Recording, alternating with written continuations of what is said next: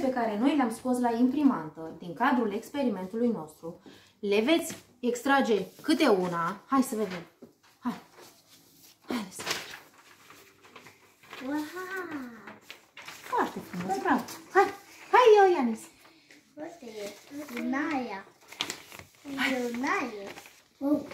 Hai, Dora. Bravo. Hai să vedem. Hai, Anuța.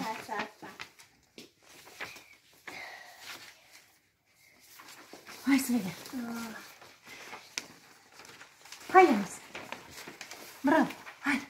Și tu? Bravo, foarte bine. Ia spune-mi tu. Oh, scuze-mă. Dar ce poze asta? Că nu, nici măcar nu pot să mă alea. Păi, ați făcut o fotografie din cadrul de la laptop. Dacă ne uităm un pic aici, ce culoare este aici? Ce? Așa? Uite. Da. Cine e? Albastru, da, foarte bine. Iată fotografii. Foarte frumos. Da. Ia să vedem acum. Da, foarte bine, ia. Ia să vedem acum. Ce ați extras fiecare?